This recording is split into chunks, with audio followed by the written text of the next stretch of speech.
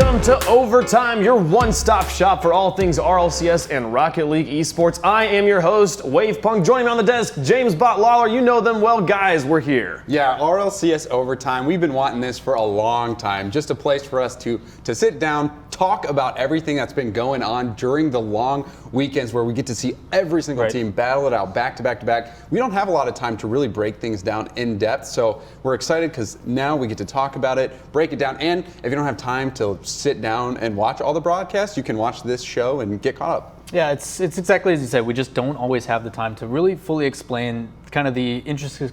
I can't even say the word. Interesting? Intricacies. No, that one. That one. Gosh. There's just so much going on in this game, and we don't have the time to do it. So why not do it in a way that we can? And that's overtime. So sometime when we don't have to get into game already. You guys always want us to get into game. There's no game. You're stuck with me. You're stuck with James Bot. You're stuck with all of us here. So we break down Rocket League here. And like they said, if you didn't have time to watch during the weekend, or if this is the very first time you're seeing anything related to RLCS, we're gonna get you all caught up. We're gonna give you kind of a background on the scene and where we're coming from. So we're gonna talk about the format. What is the Rocket League Championship Series? It is a 3v3 tournament where teams play a round-robin, best-of-5 series, trying to get into the championships. Yeah, we are in league play, but before league play, we had the open qualifiers. Tons of teams coming out, thousands of teams competing to be one of the 8 teams from North America or from Europe. So it's been a long road here, and we have a history too, because this is season 3. We had 2 seasons previous to this.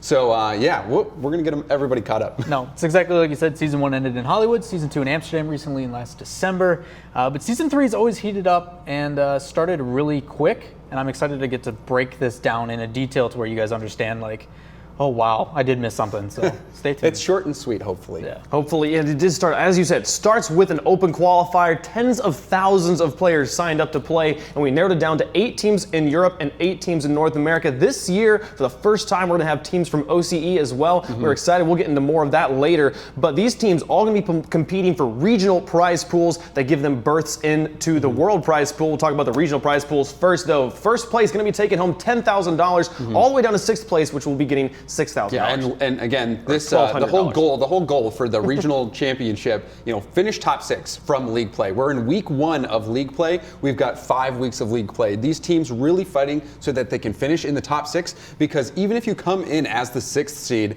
when the regional championship happens, it's a single elimination playoff bracket, essentially. So you come in as the 6th seed, you can still win it all, take the title as your region's champion, and go into the world championships as the top seed, which will really help you, position yourself out of the gate, fight hopefully a weaker team from another region who has a lower seed. And it's also about the money. Like, these guys are also making money on a weekly basis for their games, for just showing up and playing their best. But this is addition on top of that, and obviously it all comes down to the end. I want the title, I want the pride, I want the tag. Oh yeah. Right, and storylines get built at every section of the RLCS. We've had the qualifiers, we've had some underdogs make it in. We're excited to see where they go. But we've been talking about the regional prize pools, the regional championships here. NRG is back-to-back North American champions here. They haven't managed to make anything happen when they go to Worlds, when they go off and play against the Europeans. But when it comes to America, when it comes to online, they're going for the three-peat right now. They're going to try and defend their title for a 3rd season in a row. But as we've all seen, it all comes down to the World Finals and to seeing everybody play. Last year it happened in Amsterdam. We're excited to see where it'll be this year. But the prize pool for the World Championships, huge money on the line for these players here, as they're all competing. First prize looking for $55,000. Yeah, that's another big check on top of what they're making for league play, on top of what they're making for their North American, European, or Oceanic Championship. This is another big chance for them to cash out, and really everything on the line in terms of pride too, because this is where you'll play the best in the world. And you see now 9th and 10th spot on that prize pool graphic. That's because we've got a new region. We've got Oceania, which gets 2 of the 10 spots at the World Championship. So the first time ever where we'll see North America, Oceania, and Europe all go head-to-head in a live environment. No, it's exactly like you said. We've got 2 more teams coming in. It's going to change everything, which is exciting. It's something that these guys haven't yet faced, and that adversity just makes everybody better. Or it scares them off. We'll see what happens. You guys think Oceania's going to show up and just mop the floor? I don't know, man. I've seen the way Yummy Cheeseman plays, and he's from Oceania. And if they all play like Yummy Cheeseman with the WASD and the arrow keys, really, they play just like that too. Yeah, there's no hope for them. But if they play like normal people with a controller, like the rest of us, then maybe there's hope. Yeah, I mean, I've seen and I've actually cast a couple of the Oceania tournaments, and they have talented players. Like mechanically, they're there, but they miss open nets a lot. So well, if they can get that under belt, I was actually I got Dumbo recently. He queues West servers, but they have insane ping on West servers. But they have to queue West servers because there's not as much population there. So once you get towards the top of the ladder, you have to just queue in West. So even with 200 ping, they're still really good. Like they're up at the top. So I just want to see how they perform in a live environment. It's going to be really exciting to see how they perform in a LAN environment. No ping, not having to play across the entire ocean. Well, I'm excited to see what those teams bring, but I'm also excited for the rest of our show. We've got a great show in store for you guys today. We're going to start off by catching you up on the roster changes that happened in the offseason in between seasons 2 and 3. Then we'll go into the recap of week 1. That just happened this past weekend. We'll get you caught up. Had a lot of upsets, lots of exciting stuff. Josh Watson from Psyonix is here, and we'll be doing an interview with him later on. And then we're going to have Gibbs and James Bach going at it head-to-head, debating topics and deciding who's right, who's wrong. We'll declare a winner. It'll be lots of fun. It's going to be boxing as only robots know how to. Then we'll break down the top 5 plays, North America and Europe. It's going to be a great show, guys. I can't wait. Yeah, I'm really excited. And this is the first of many RLCS overtimes to come. So it's an exciting day. I can't wait to see what comes up out of this. It's going to be great. Can't wait either. Gonna be a great show, guys. We're gonna take a quick break, but when we come back, breaking down the roster changes. Don't go anywhere. We'll see you in a moment.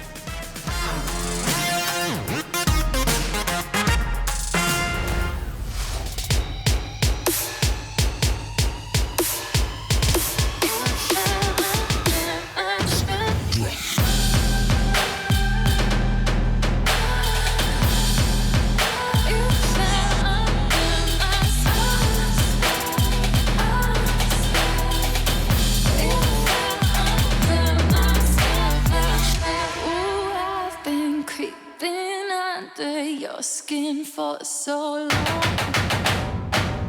Oh, I am in your head, so tell me, is it wrong? Oh, you fell under my spell, so well, so well. Oh, you fell under my spell, so well, so well. You fell under my spell.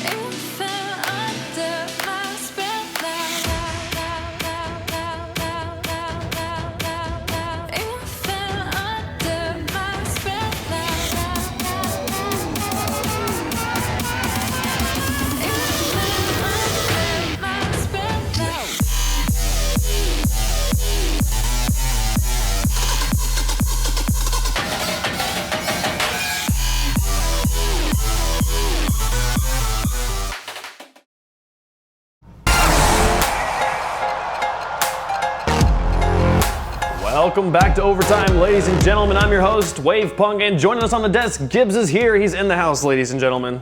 Also James Bond. The potato-ness himself. The potato-ness himself. I like it. I'm excited. I'm excited to have you here, man. So we just got done talking about what overtime is and kind of catching you up on how the RLCS works. But now, let's get into these teams. Who is playing in Season 3 and where do they come from in Season 2? We will start off with NRG in North America.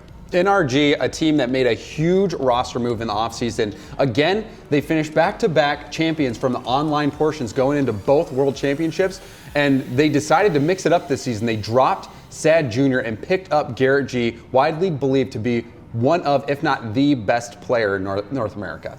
So then the second team, we'll look at G2 eSports, a team that did not really deliver as we were expecting in Season 2, but they are here to try again in Season 3. There's a long 3-month offseason. I call it the G2 sweepstakes. Kronovi taking his time to pick up his teammates. He picks up JNaps early from Selfless and then picked up Rizzo from Take3 about a month before the start of the season, and this team has looked extremely strong. Yeah, that was the one thing that kind of was causing the NA roster shuffle was who is Kronovi going to pick, because that essentially just knocks all the dominoes down and they just keep going. So that one, I think they picked quite well because they're a pretty fierce team. Yep. Now, another team that we expected to do well in Season 2 but didn't even qualify, Selfless Gaming. Didn't quite make it there in the first qualifier, but they have made it through, and they have had a pretty good first week here. Yeah, you said it. Dapper, Miho, Timmy, these guys going into last season, I had them pegged at number 2 in North America, but unfortunately for them, because Vindicator GG, also known as Vendetta, they got knocked down into the lower bracket early in an upset. They had to face off against this Selfless squad, and Selfless ended up not making it in whatsoever. But this team, these guys are super skilled, and I would say keep your eye on them because they can do some damage. Now, this next roster are all Canadian players. Denial Esports is team number 4 of North America. Leafs' favorite team, we have Lefemir coming in from Vindicator, Corrupted from Deception, and of course Sad Jr. from Energy. And watch out, because Sad Jr., every single team he's been on has been one of the best power rankings team in the history of Rocket League, so his leadership should take them far. You know, I'm thinking of a team that was just unbelievably good called iBuyPower Cosmic. I know, they were really good. Maybe the best team in history. Probably. And who was on their that? I'm trying to remember was really good. What was that guy's name? But then he became a father. Yeah, he's washed up now. I forget. Oh, he's washed up. Kronovi? Oh, no, it's Jibs? never mind. I think Never it's mind. Jibs. Speaking of names that we're all familiar with, Genesis is still here in the RLCS Season 3, though with a very different roster than Season 2. Yeah, Classics is the only one coming back. He takes up Chrome from Revival and Insolences from Take3. They were formerly known as Toxic Waste, probably named after Chrome himself. But this team is one to look out for, one of the fastest in North America. Savage, Mr. Gibbs. Now, you mentioned Insolences coming from Take3 in the next roster here. The only player who stayed from Season 2 was Zane Jackie. He picked up a player from Genesis, Espion. Originally, it was going to be Zane, Jackie, Espion, and Insolences, but at the last second, Espion and Zane Jackie, they picked up Vince. Espion had his heart set, teaming with Zane Jackie, and so this team coming together, I think I'm personally really excited to watch him. Espion, I am quite the fan. So I can't wait to see what they do this season, although Espion, traditionally, he has some confidence issues that he has to overcome, but if they can do that, if Espion can play the offense that he's capable of, Take3 is a contender for top 6 and maybe even top 4. Now, team number 6, if you like rooting for underdogs, we've got the team for you here, Radiance, a team nobody expected to be here, but here they are in the RLCS Season 3. And Memory, he was born in 2002, so he's never even played in the RLCS before. It's the first time he can even play there. And then, of course, we got Lemon Puppy coming in from Literally, who lost, I believe, in lower round 4 during Season 2. Same thing with Halcyon on New Era. So these guys had some experience, but not a ton, and the big surprise for league play this season. Now, the last team of the North America, Atelier. We had some debate on how to pronounce their name. We've gotten it stabilized here, and it's all headed up by the team captain from Orbit last season, Turtle. Yeah, they had an internal debate themselves on how to say it for quite some time. But Turtle, Sizz, you saw there, they're both listed on Orbit. Turtle was teammates with Garrett G last time, and Moses was the other starter for Orbit. Sizz was actually the sub. But Matt and Sizz have a long history of playing together. They were on Selfless previously, and so they've made it into league play. They've been here before. They know how to play, but they're a team that a lot of people are pegging as one of the lower skilled teams at NA. Can they show up and compete? And with a player like Turtle, they have a shot. Now, before we move on to Europe, I just got to get a quick opinion here. What was the best roster move of the offseason? Which team has picked up the best player from what they had previously? So I'd have to say G2, just because of the patience that they took for their roster. They took the full 3 months to fill the roster with Rizzo as that third man. Hats off to Kronovi for taking his time and picking the 2 teammates he really wanted, and they're one of the favorites right now in North America. Yeah, okay. For me, I would say NRG. I think it hasn't shown yet, but I think Garrett is going to continue to just develop as a player. He's so young. He's got so much raw talent. That pickup of Garrett was clutch, and I think NRG made the best move. Absolutely. I think I'm on James Bott's side here. I really want to see how Garrett plays on the NRG roster. But moving over to Europe, we're going to start off with the reigning world champions, Flipside Tactics, who's an easy roster to talk about because they changed nothing. And they're the only team to not change anything. Everyone else is changing rosters because of this team. They want to beat them. They want to be the world champions. And then we have Pocket Aces, the follow-up, the runners-up from the championships in Amsterdam. They have left the Mocket organization, have their own name, and they have picked up Chaussette. Yeah, you said it yourself. The runners-up, these guys still incredibly talented. They dropped the org and picked up Chaussette. They lost Devo to Northern, which we'll see later on, but still, these guys quite good. They made it into league play through the upper bracket and are a contender in the European region. Now, the third team we're going to talk about here, Northern Gaming, placed top 3 both seasons 1 and seasons 2, looking to improve here this season. They've picked up Devo off of the Mocket roster. Yeah, Devo, one of the biggest roster moves of the entire season. With Remco and Maestro, one of the best duos in Europe. They've come in third both lands, and now they're really looking to add that third player like Devo to actually win the World Championship. Now that rounds out the kind of 3 teams that we are most familiar with, everybody that are most popular. Now we get into teams that, while maybe people haven't heard of as much, they are still very, very deadly here in the European region. Starting off with Secrecy, made up of players maybe many people have not heard of, but that have been just popping heads and taking names in the Rocket League scene. Metzenaris and Magnus, these guys have played together before. You see Aeriality, Kaunos. If you're familiar with the European region, these teams, they've been around and always hovering near that bubble. And then, oh my dog, a lot. Used to be on Kapow previously, but these guys kind of a group of misfits in a sense, coming together and really jettisoning towards the top. They have had spectacular performances recently in other tournaments online and made it into league play and are a contender as well. Europe, so dead. Every team has a shot. Absolutely. Magnus now, he left Kaunos. The Kaunos still made it in without him, picking up the popular streamer Dan Hizzle. They are here to play. Yeah, he was on K-Den in Season 2, lost in lower round 4. A lot of experience between these 3 players, and a lot of people thought they would probably finish 8th, but after the first week of league play, they've been doing really, really solid. So then finally, Maka Esports here, a team that we saw earlier, their old roster, those players left Pashy and the boys, and now they've picked up Mystic, Fairy Peak, and K-Dop. Yeah, Mystic, or Fairy Peak and K-Dop, these guys so deadly as a twos pair. They've been winning almost every 2v2 tournament that they've played in. And then Mystic, he got dropped from Northern Gaming after underperforming, some people would say, but with that squad, they have been performing very well. They had a rough start in league play, but I think they're going to be able to bounce back because they just have so much talent. Now, we've seen a few rosters today already of players who seemed to like they kind of threw 3 random players together. One team just made that their namesake, the Leftovers here. A team maybe we didn't expect to make it this far, but they have been the story so far of Season 3. Farah, Siki, and Sasuke, yes, they are the Leftovers, but they're making their statement here. 2-0 in league play in the first week. Watch out for them throughout this season. And just to clarify, Farah is in fact a male. Yes, that is true. He is male, absolutely. Sorry, last roster, the team that got a second chance and made the best of it, Penta Esports, is here. And Penta is one of those teams where they had an incredibly disappointing performance in Season 2. They were pegged as a top team. They didn't make it anywhere close into making league play. And again, they failed to make it the first time around, but because of the disqualification, they had another shot and they made the most of it and made it into league play. So keep your eye on them. They're a talented team, but can they show up and perform? Now, quickly before we go to break, gotta ask you guys, best roster move from Europe here. I would have to say Northern Game, and Devo is a monster. I'm going to say Flipside for making 0 changes. Deciding to not change anything, best decision. Going with the consistency. I like it. So that's going to wrap up our roster watch for this segment here. When we come back, we're going to take a look at North America and their first week of play. It's going to be great. Don't go anywhere. We'll be right back.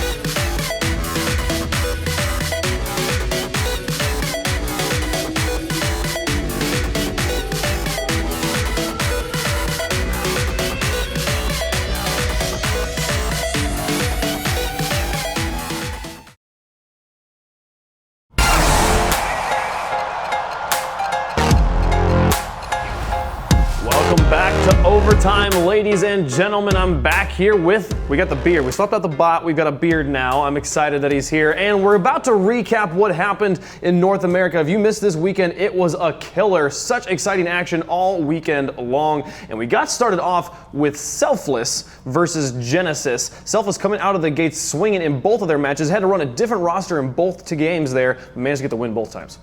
And that first game is probably the most nerve-wracking for Selfless versus Genesis. Both teams coming in probably pretty flat, but then as soon as the game started going, Timmy, the one who can only play in the weekends, was showing up big time. I mean, the fact that you have a player that can only play 2 days out of the week, and he's performing as well as he is absolutely insane. And to switch a roster halfway through your series, you have one series, you play the whole thing with one player, you get comfortable, and then you have to interject it with somebody else. I mean, the fact that he can still pull it off is impressive. It was so much fun to watch in game one. Timmy, 0-second goal as the very first game of league play. And then they just continue to roll. Genesis is one of those teams that everyone picked as maybe a LAN team, and Selfless is like, no, don't forget about us. We're still here. Genesis performs well, and it's interesting to see them get, the series ended in a 3-1. Selfless ended up taking it. Genesis did perform well, but it just seemed a little bit too much to handle what Selfless was able to throw at their wake. So that does leave Selfless here, taking the win over Genesis, 3-1 as you said. Then they move on to Radiance. Dapper has to step out. Pluto comes in. Doesn't change anything as Pluto was in top form. That 4-man rotation actually pays off for them. Probably helped that they did get to play Radiance, who's probably the weakest team. But Pluto coming in, playing his normal third rotation on defense, not allowing shots from Radiance to come in. And I'm sure a lot of people are wondering, who's Radiance? If you didn't watch the qualifiers, they are a team that caught us all off guard, knocking out some of the Titans that we've seen so far. Here in the RLCS, brought one to the lower bracket and then knocked another. They stayed in the upper the whole time, which means they didn't lose a single game all qualifier. And Radiance, it's going to be a little bit of a struggle. I think they can pull it off, but this series, they had a hard time. And Pluto, with when he was on Genesis, he was the one who would just control that defensive midfield, and it seemed like Selfless was very comfortable throughout the series. Miho with a double bump there to the pass to Pluto. 4-man rotations are phenomenal for them. Doesn't work with everyone, but it's working for them right now. I mean, just to comment a bit, because you mentioned they have a 4-man solid roster, which not many teams have. A lot of times you'll see teams, they'll get their 3, and their 4th is just somebody that's been competing for a while. They know what they're doing, but they're not one of the top players generally. Sometimes they have someone that's like just on that cusp that didn't make it on a single roster. I'm a huge fan of actually being able to have that 4-man roster.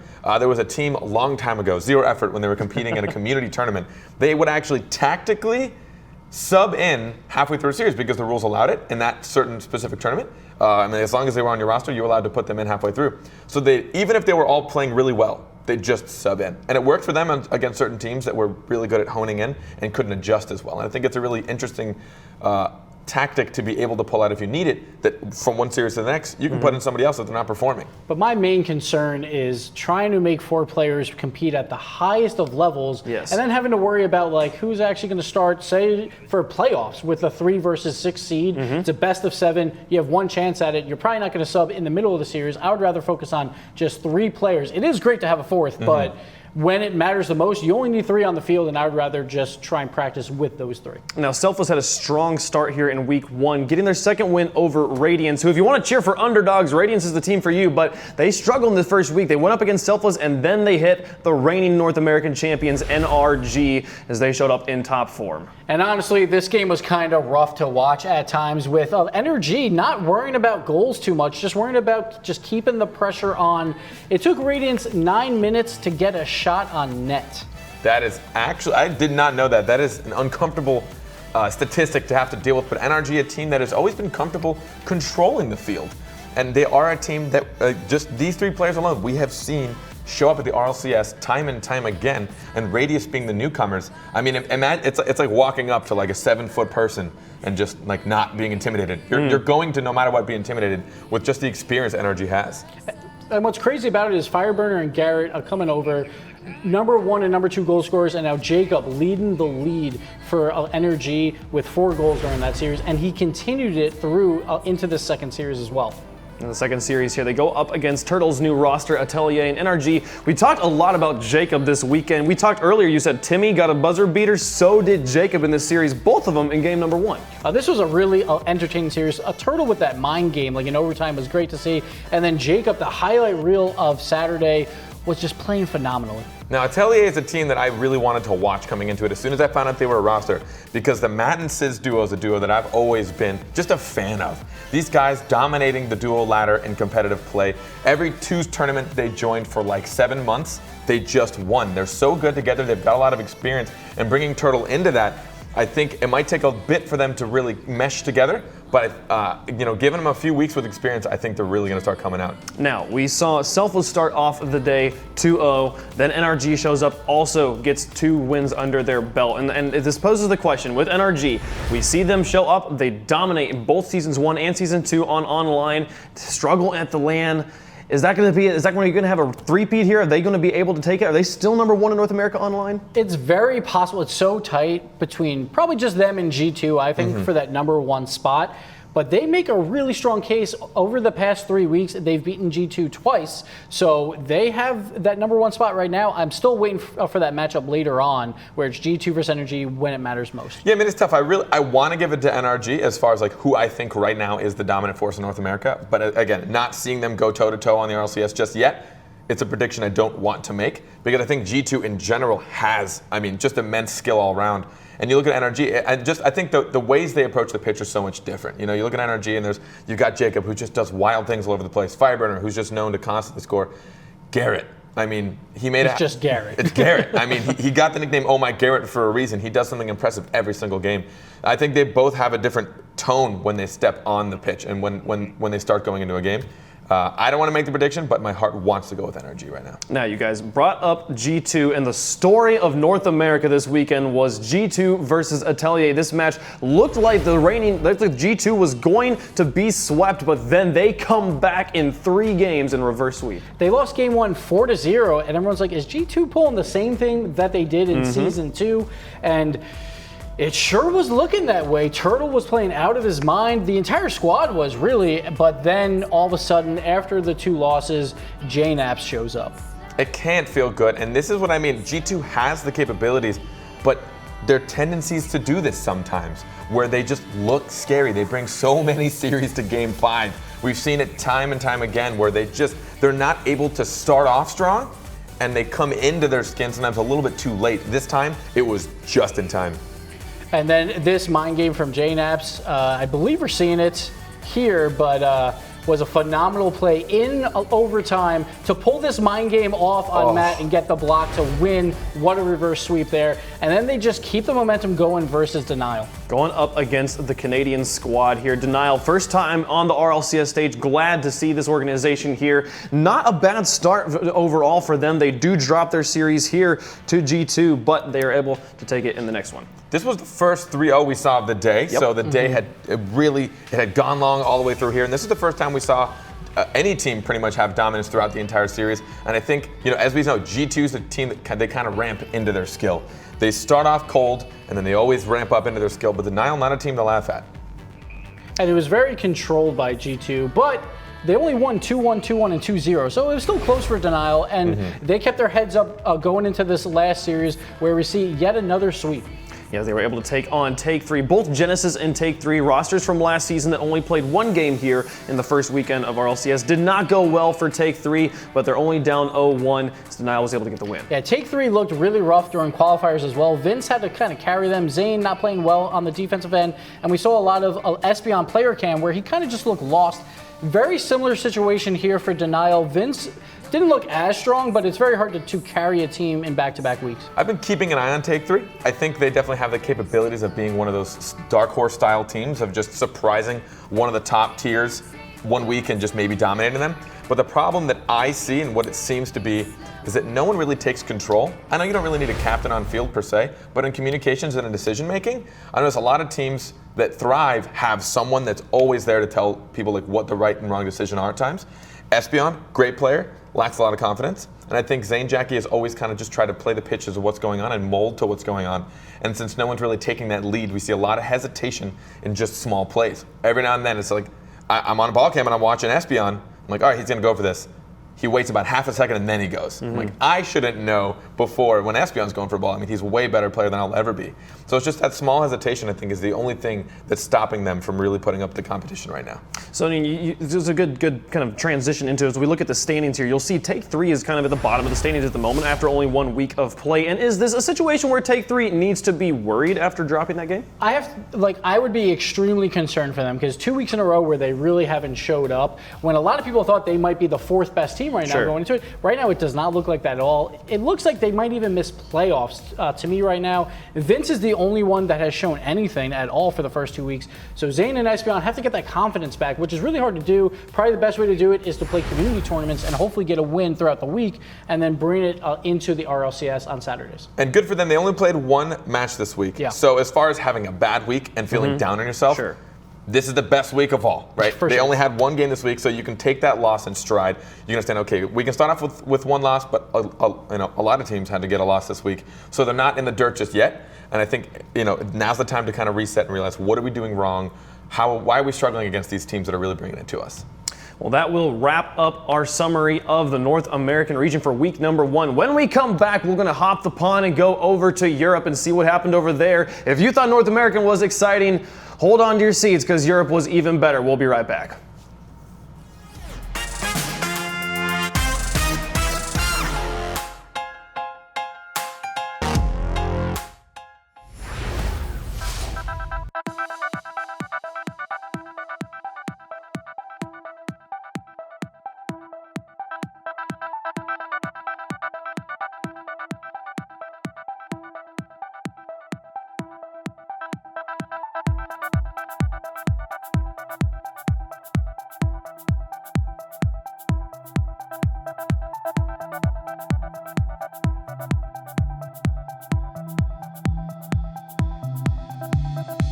You were perfection, I was the mess.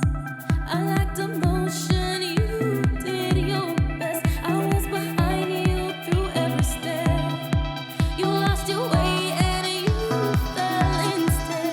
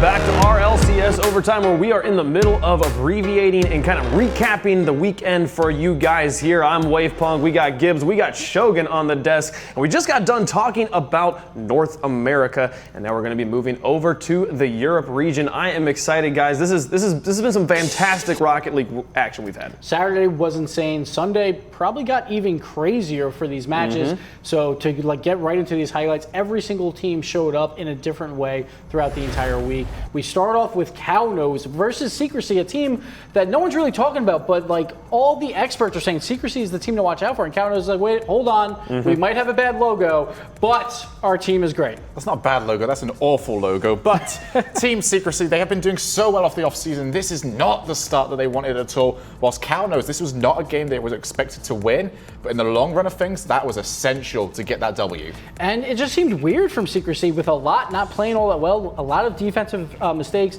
Mets and Mog showing up here or there, but not enough. And Cownose with the big win, and they get to move on into the second series with a lot of confidence.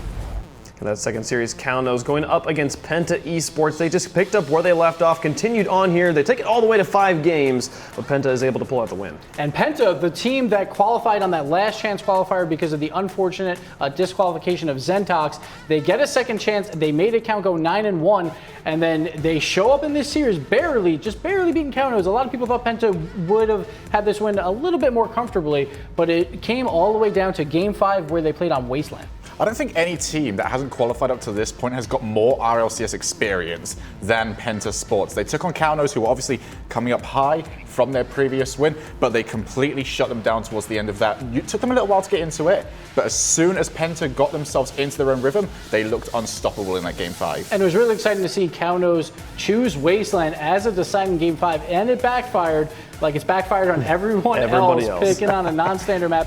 Penta gets that huge win, and they go forth to play against a Northern Gaming squad a lot of people think could be the #1 team in Europe right now. Yeah, Penta, we saw so many 5-game series on this weekend. You'll start to see the trend here. This one also goes all the way in the end. Northern Gaming able to pull off the win, but Penta makes them work for it. Yes, and Northern Gaming, this was the start of what was an incredibly tough weekend for them against Penta Sports, obviously taking that up to Game 5, but not quite looking at themselves. They're not really doing as well with that duo of Remco and Maestro. Not quite fitting in just yet, but they've got time. Yeah, Devos, he kind of turned it on towards the end there, just barely in time, plus Maestro, and then they bring it versus the Leftovers, where you think, all right, so they had a warm-up series, now they get Leftovers, they should probably win this, but the story of this entire week was how the Leftovers played here. The Leftovers showed up and surprised everybody. In this 5-game series, they knock off Northern Gaming, and this wasn't even the biggest dog they were facing this weekend. This was such an impressive performance. Nobody thought that they would be able to best this game. Actually, as Farah, after this particular series, tweeted out, like, it's been a fantastic weekend, you know? And then they go into their next series, and it's like, oh my gosh. But this was amazing. Yeah, and Farah is the person on that team that has never played in the RLCS before, but having those 2 experienced players in the form of Siki and Snasky with him is helping a ton.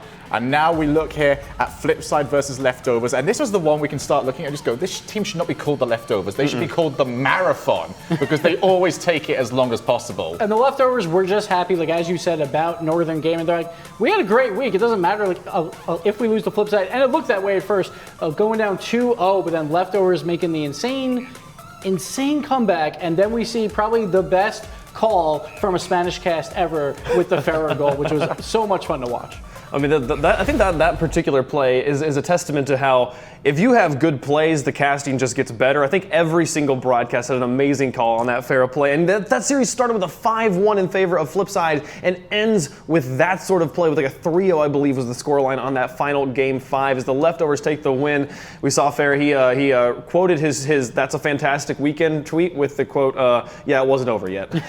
Yeah, it just kept continuing. And then we get to the point of like, are they for real? Because it's a 2-0 team, the only 2-0 team.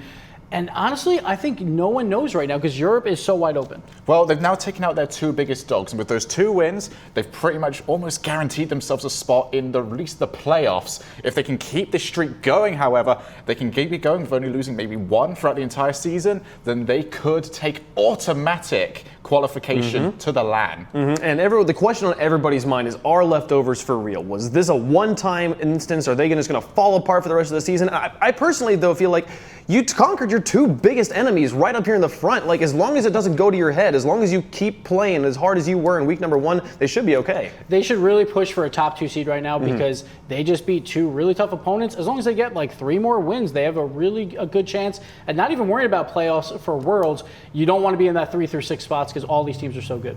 Now, going back to Flipside, reeling off of their loss from the Leftovers, they faced off against their enemy, the team that has constantly been a thorn in their side, Mocket eSports. Interesting situation in game number 1, but it was played according to the rules. They were able to get the win there. It still went to game 5. Yeah, so KDOP got disconnected.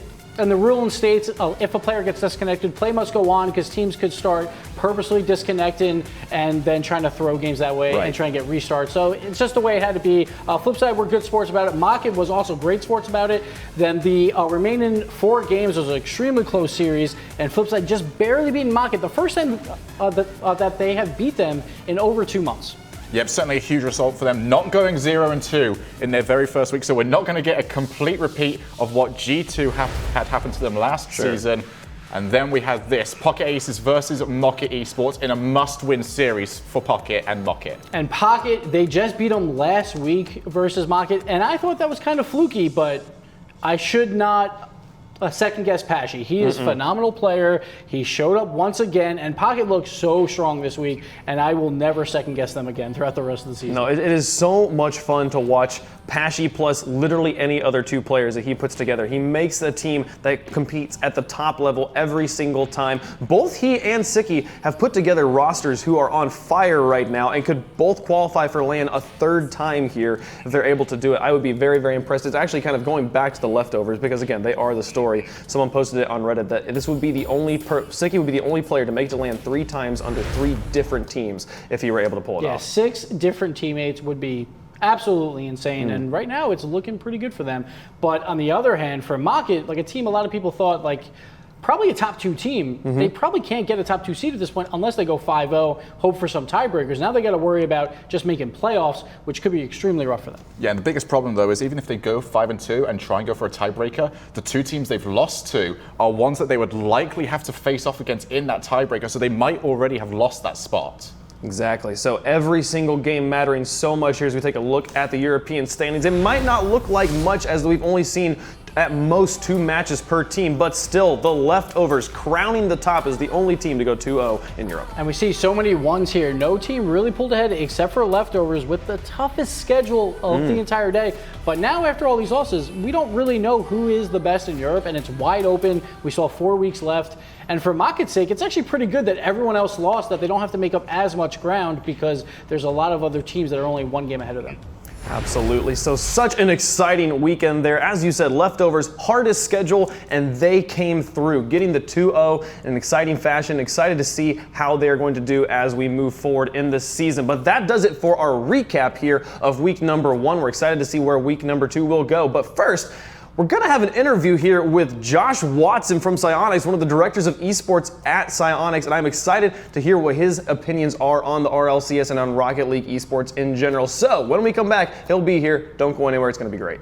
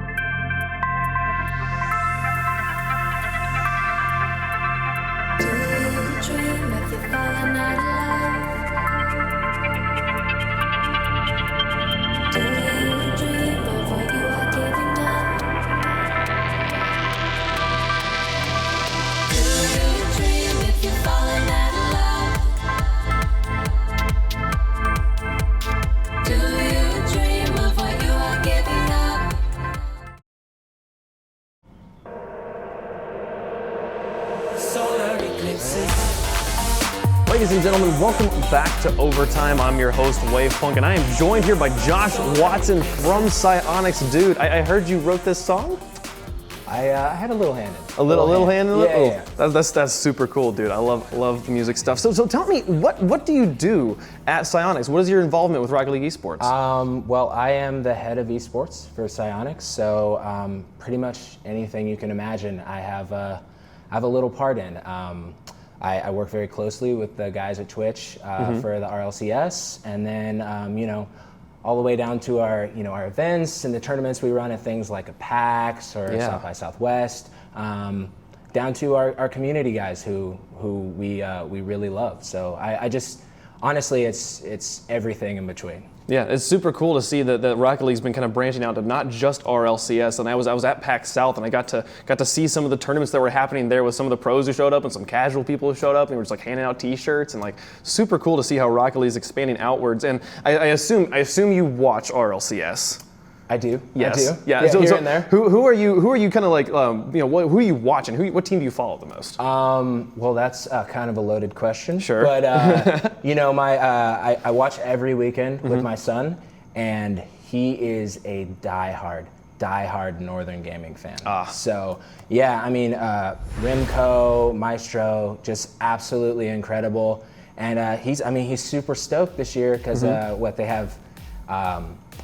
They have Devo, who is an absolute monster coming off of that Mocket roster from last season. So he's really hoping they can make the run for it. Yeah, so. no, you got a real fan when they're not rooting for Flipside, they're not rooting for G2. They're like, nah, I'm gonna pull for this team that's coming third place every season. But man, there's such cool dudes and such good looking dudes too, Maestro and Remco. Some good looking guys. Absolutely. Very intimidating. Absolutely. And I remember you telling me stories about your son and during season 1 how he was disappointed that he couldn't play.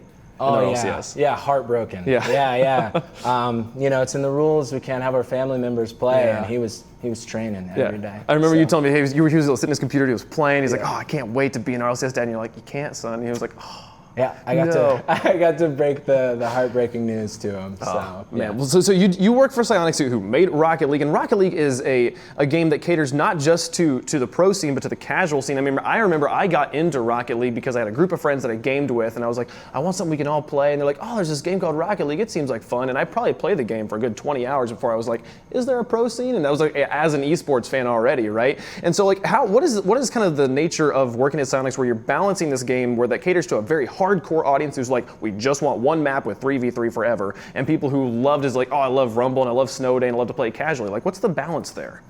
I think it's tough. It's tough to make sure that whatever decision we're making, we're thinking about both of those sides. Right. I wish I could tell you like the way that we do it. I think it's just a lot of conversation and trying to put ourselves in the shoes of both of those camps. And honestly, I think we try to look at the game being that it is a competitive game, even if you are, just a casual player. At its core, it's a competitive game. So just giving people the option to compete how they want to compete is really important to us. So it's really just trying to walk that line and make sure that everybody's happy with the outcome. Yeah, and it's beautiful to see that the Snow Day update, one of the first kind of alternate modes you guys introduced, has this super hardcore fan base. So hardcore, you guys leave the playlist in year round now. And they get to play hockey whenever. And then like Rumble shows up. Rumble tournaments happened like the next week. I played in one of them and had so much fun. Did you win? No, we made it through the first round, and then I think we ran into Fireburner's team, and then we kind of got crushed. So that was kind of the way it went. But speaking of these modes, one of the newest modes you guys are introducing, Drop Shot here, looks super competitive. I cannot wait to get my hands on it. And is there going to be like an RLCS for Drop Shot or something? I don't know about the RLCS, but it's one of those modes where we're just kind of we think it's really, really polished. We've been iterating on it for a long time. We think it's a lot of fun.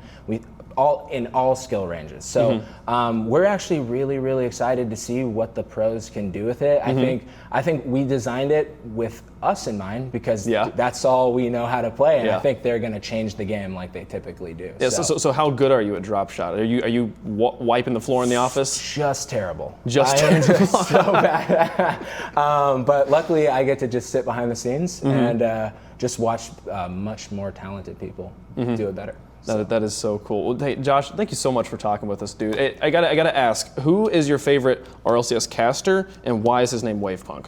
I don't know. Some some guys just make bad choices with names. From Dr. Awkward himself. From Dr. Awkward. Dude, I would love to hear the story behind that name at some point, but we are out of time at this point, and I got to let you go. But thank you so much for coming on. Oh, man, it's so good to be here. Thanks for having me. Awesome. Thank you so much. And we've had such a good time talking to Josh here. When we come back, it's going to be Gibbs versus James debating head-to-head about topics, and who knows what's going to happen. It's going to be exciting. Don't go anywhere. We'll be right back.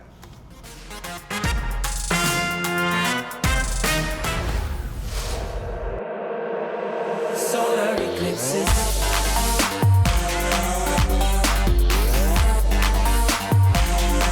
Solar eclipses.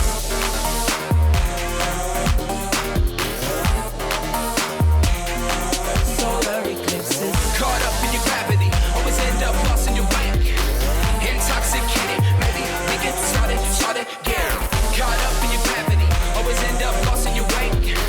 Intoxicated, maybe we get started. Change, I can remember all the reasons why we went separate ways. Feeling all alone in your company, keeping you captive with the chains.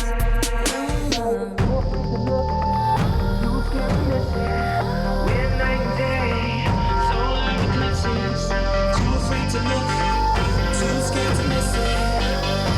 We're night and day, Solar eclipses.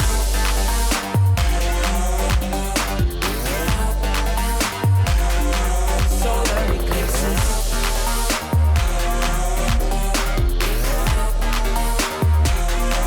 Solar eclipses. caught up in your gravity, always end up lost in your wake. Intoxicated, maybe we get started again. Caught up in your gravity, always end up lost in your wake. Intoxicated, maybe we get started again. Tomorrow we build. Depends on the future we want, we can make it as real. Maybe we will, though. Give up the ego. Making it feel good. Too scared to just let it go. Too scared to just let it go. Tomorrow we build. Depends on the future we want, we can make it as real. Maybe we will, though. Give up the ego. Making it feel.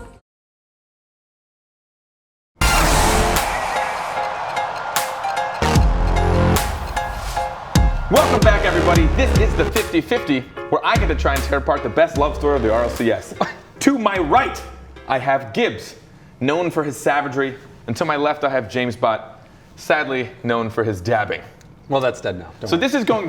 this is going to be a debate where I get to ask these gentlemen 4 questions on 4 different topics, and they are going to hopefully disagree, but don't worry, they probably do. And then we're going to see how they decide to answer these questions. Now, the first question I'm going to ask these gentlemen: do you think that North America is going to compete and be able to perform well enough at Worlds? I will start with you, James Bott. I'm going to say no. The NA team came in both times with the #1 seed, lost it both times. Both seasons, we also only had one team, or North America rather, finish with only one team in the top 4. And last season, every NA team lost in the first round. So But no. North America, they have a mountain. It's very hard to climb a mountain as long as you forget 6 months ago. Please don't think about any of that. But they weren't actually that bad. Back in December, they weren't too terrible. We had, of course, Orbit 1 second away from beating Mocket, who came in second. And then, of course, we had Energy. Sure, they always lose in the first round. But on day 2, probably Flipside's toughest opponent was Energy. So watch out for them. They still have a chance. And G2 and Energy both look extremely strong. And I think they do have a chance at this World. I'm triggered right now that you mentioned the mountain when you yourself said everybody climbed that mountain last season. That is a quote. Exactly. So I don't believe But you. season 1, they have done. some good land experience. And Kronovi's my boy. So. All right. While talking about North America, who do you guys think is going to be the North American MVP, predicting throughout just league play? Gibbs, we'll start with you. So Kronovi might be my boy, but I'm going to give it to his teammate J-Naps, who was Crow's first pick as a teammate so far. he had basically 4 months to choose teammates. After about month 1, he's like, JNaps is definitely going to be on the roster, and there's a big reason for it. He is a playmaker by far. He has the second most goals right now, second most assists during league play, and also that clutch comeback, that Game 5 overtime winner with the mind game over Matt. And plays like that are MVP worthy, and I expect him to do more of the same throughout league play. But, JNaps, he's a good pick. He had good fantasy numbers, but I don't think he's as consistent as someone like Fireburner. That's who I have for league play. Fireburner, time and time again, proved that he is the top goal scorer, not only in North America, but also at times the world. And getting the back-to-back NA championship with Fireburner at the helm, he's the one who's going to be MVP in league play this season as well. James, rather choosing to win the argument than choose Espion. I'm not too proud of you right now. All right, moving on across the pond. That was mean. Top predicted MVP for Europe. James, you start off. Marky Duda. This guy in league play is a beast. Again, he's like the Fireburner of North America when it comes to scoring. In the season 1, he averaged 1.58 goals per game during league play. That is mind-blowing. And always averaging over 1 goal per game. During the league play, Marky Duda is the guy. Once you get to the World Championship, it's Cooks. But during league play, it is Marky. Of course, James goes with the easy answer of a flip side player. Like, come on. I'm going to go a little off the cuff. I'm going to say Pashy90 will be the MVP because he's bringing a whole nother team in. He still has Violent Panda, but again, he brought in a new third, and he always succeeds time and time again, and it's because of leadership. It's not always on the field. He does have great field awareness, but his leadership is second to none, and I think Pocket Aces has a strong case for a top 2 seed, and if they're a top 2 seed and Pashy90 is not the MVP, I am calling that someone messed up. Probably James. It was probably James. Hey, man, don't blame me. Don't blame me. I didn't do anything. So if anyone watched at all this past weekend, it was probably the most exciting weekend of RLCS I have ever been able to be a part of. Now, there were 2 pivotal moments that everyone just had a full-on panic attack. 2 reverse sweeps, G2 against the Tellier, and flip side tactics against the Leftovers. They were both amazing, but which one was better? Gibbs! So, G2 was down 2-0, but not only that, they go to Game 5 being down 3-0 with 1 minute and 26 seconds remaining, come all the way back from a 3-goal deficit, and a lot of that was because of my MVP, JNaps, coming in with 3 brilliant assists, and then the game-winning goal during the overtime. And games like that are why G2 is one of the best in North America. Sure, they can go down, but trying to win when you're down with 1 minute, 26 seconds left, and most people thinking that you still have a chance was phenomenal, and I have to give it G2's reverse sweep is so much better than the Leftovers. You want me to go now? I mean, that's kind of how we've been doing well, it. Yeah, I was expecting you to say, what do you think about that? And I haven't done it the whole time, but okay, James, what do you think about that? That was really savage. Well, I agree that it was a stellar reverse sweep. Let's think about significance within league play. The Leftovers came into this week with Northern Gaming and Flip Side Tactics as who they have to go against. These are the 2 teams in Europe that are the best. The reigning world champions. The Leftovers, they're just that, the Leftovers. So for them to come out on a week where they were expected to lose both games, take out Northern Gaming, and then in the very next series go against the world champs and pull it back. And then Farah, this clip, watch the Spanish catchers, they lost their minds. Not only that goal was fantastic, but the whole reverse sweep. Easily the best and most significant reverse sweep in RLCS history. So, now that you've all chosen your answers, I get to pick an abstract winner. I can make it abstract or I can make it defined. I honestly think it's actually close, I'm not gonna lie. I think Gibbs' answers were just a little bit more creative.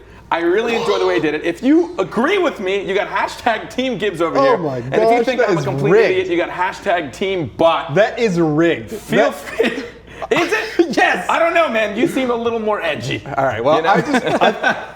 I'm not even saying anything because Carpet's right, so why do I have to say anything? Simple as that. I have one more question for the both of you, actually. I abstain from answering that question based on your decision on who won. Gibbs! Findable Carpet. And that's why Gibbs is the winner. Ladies and gentlemen, thank you so much. I actually love watching you guys fight. You just confirmed it's biased. We don't get to watch you 2 fight, and here I am getting to be the catalyst of the arguments between the 2 of you. But don't go anywhere, everyone. We will be right back.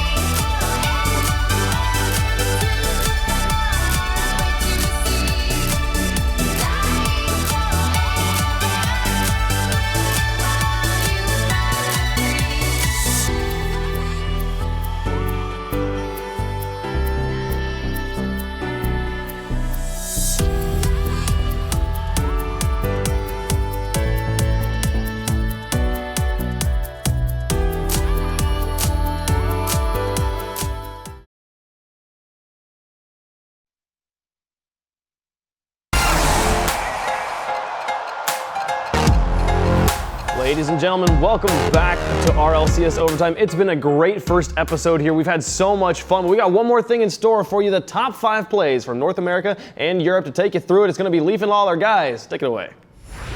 Well, it's last but certainly not least, we have had a lot of explosive plays over this first weekend. It's only been one weekend, and we have some replays for you guys. A lot of cool stuff. Yeah, this week has been absolutely insane. There's reverse sweeps, there's tons of goals, a lot of highlight plays, anywhere from mind games to aerial plays. It's been fantastic. Well, you said a lot of reverse sweeps. Game 5s were abundant this weekend, but we're going to start off with our top 5 plays from NA, and EU even got better too. But Turtle, starting us off, we have a mind game. Trapped it first, and I like to see this. So we've seen a lot of mind games recently. Seems to be part of the meta, but a trap first slows the play down. I like to see this on offense because the defense doesn't have time to react. Their speed is still going hard, and look at them just fly by, leaving Turtle with an open shot there. Yeah, we see it way too many times that these guys just pound it into the corner and bring it back inside. But you're going to see some T plays coming up. Cobb is on the job at number 4. Goodness. Look at how he plays this. He takes it aerial upside down back inside. Not only that, follows it up, gets a bounce and a pop back up to himself, and then reads memory for yet another goal. There were like 3 good things happening there. But he wasn't done yet. Usually the passer for Fireburner, Jacob, wanted some credit himself, got a lot of goals, and he wasn't about to finish yet. As we come into this clip here, he just gets this beautiful little touch. Garrett from the back, the pass forward. Look at that clock though. 0 seconds left in overtime. Puts it away and says, we are not ready for an overtime. Let's just end it now. Jacob, what a touch. Defender has no time to react. No, literally no time whatsoever. Last but not least, before this, we're going to see Timmy. Timmy was all over the place. You thought that he was going to be counted out because of his teammates, but no. Bounce dribbling it past 1, a delayed pop to 1, follows it up for 2, and then right over Chrome for the 3. 3 individual moments for this player, just in full control of everything doing. And it's composure. Because that boost pick up as well. Crucial to have enough boost to get up for that aerial. Gets enough power to finish it off, but this last guy, man, I think you all know him. He is fast and making Canadians in Canada, I was about to say around the world, proud. I mean, he was all over this play. He starts with a save. I guess he's like, oh, I'll let Kronovi have a little bit of screen time here. Kronovi pushes the pass forward, the momentum hard, but in overtime, makes the defender put the ball in his own net. Well, not only that, but we mentioned reverse sweeps. This is one of them. They were down at the beginning of this match, 0-3. They bounced back, and then to do this, not only overtime, but with all that pressure, like it's a do or die moment for them. And he pulls this out of nowhere. Like, you have got to be kidding me. And again, I said we started with a mind game, we finished with a mind game, baiting that last defender into the shot. I mean, NA started us off crazy, and I'm like, there's no way EU is going to be able to keep up with this, but they most certainly did. And we have your 5 clips from EU as well, and man, it was just incredible. Mind games, reverse sweeps, what more could you ask for? Well, number 5 coming up, Maestro, even though he didn't have the best goal scoring weekend, he's going to show that we're going to give some love to these support players. A beautiful pass backwards off the backboard, not too hard, not too light. And then Devo, look at the way he comes in for this play. 0 hesitation whatsoever for a full clear and just flying through the air, reads it perfectly. And then the placement afterwards as well on that far post. No one's going to make that save. That's faith in your teammates for sure. But Siki, let's speak of faith. Now, we've seen a lot of spider touches off the backboards. Part of the meta. Don't let those bounces come off for shots on your net. How about if you do that on the offense? Look at that. The trust in Farah to get that touch to him off the backboard. And can we talk about angles? Get your protractors out, ladies and gentlemen. Well, you want to talk about trust? Not only does he miss that initial touch to put it back inside, he immediately, like you said, as a spider, sticks to that wall and waits for the pass. But how can we not talk about passes without Pashy? This play coming out from Chaussette, the way that they play this up on the wall, he actually checks back to the ball and places it back in middle. Pashy gets up early, rotates his car with an air roll, puts it off the backboard with just enough pace to feather his boost to get another hit on top of it. It looked like the start of the whirlwind attack, but he did it in the air this time. The control from Pashy, the feather, and knowing the defender's in the air. Mystic's like, oh, I gotta get up for that. Pashy's like, it's too late, man. I'm putting it in your net. But killer number 7 is someone not to be forgotten about. He was on offense a lot more than I thought he would be, actually. He was that catalyst on offense for Penta Sports, and he wasn't about to finish yet. Taking that number 2 spot, almost looked like a freestyle, to be honest, as he got up. I think it was a little bit off course and realized he had to recorrect. No extra boost there to get there, but just gets the top of his car on that car to put it just out of reach of that last Make a defender. recorrect for that position. Fantastic. If you guys do not know his name, it is Farah. Victor coming out huge this week. Everybody recognizing that reverse sweep for these guys. He gets the initial save, and that's not what I want to pay attention to. The pass coming out from Siki, even though technically unintentional, it plays back in the midfield, and he actually misses it, which draws in Kutzer and gives Farah all the space he needs. He mind games Markey, then creates some space, and Greasy is in big trouble. Nothing he can do here. There's nothing he can do to make that save. And I think we've all heard it, man. There was not enough excitement to explain how well this was. How do you get that much power at the last second there? Incredible all around. And to do it against Flipside Tactics. The reigning world champions, you just made them look like fools. Unbelievable play from Farah. Again, reverse sweeps everywhere. You just saw the best from NA and from EU. And I'm sure we're going to have a heck ton more in the coming weeks. But for that, we're going to head back to Wavepunk. Thanks so much, guys. Boy, Shogun, you and I were calling that game, and Yes. I could watch that Farah play. I've probably seen it 15 times in the last 24 hours, and I could probably watch it 15 more times. It's not often I can come off a cast, watch someone else casting the exact same thing, and just feel so inadequate. The Spanish cast on that goal, we went back and just went, oh, okay. Right? Like we Yeah. were both like, oh, that was some of the best casting of our did so lives. We well. did such a good job. And then we go to the Reddit and it's like Spanish casters. And it's like, yeah, right, that's fair. Yeah. That's good. They did such a good job. But this has been such a fun show to do. I've had a great time. Do you have any? What was your favorite moment of the first episode of Overtime? Well, for a pilot, I think it was great to go over everything we've done for the week. We had our boy come in, Mr. Psyonix Josh himself. I call him Mr. because he's way above me in the pecking order. Yes, sir. But the favorite bit of the whole weekend is watching my boy James Bot get as flustered as he was. By none, the best bit. Yeah, no, that was a quality moment. As he lost that match, it was a it was a close one there between him and It was Gibbs. close but- until then. Yeah, until the arbitrary decision at the very end. We saw he didn't like the way that he lost that match, but it's okay. It's all right. It's good stuff there from the James Bot. And thank you all for tuning in here for our first episode of Overtime. We had a lovely time giving you all the action, getting you caught up. And if you want to tune in, if you want to see this Rocket League action, 12 p.m. on Saturdays, PST is when we get started, and I'll bring you all the North American action. Then we will have the European following on Sunday. It's gonna be great. Tune in, guys. Had a great time. For me, Shogun, everyone here at RLCS. I said RCS. I don't know what RCS is. RLCS is a great Ours show, is though. much You guys should better. watch it this weekend. It's going to be awesome. Thank you so much for tuning in. We'll see you later. Bye.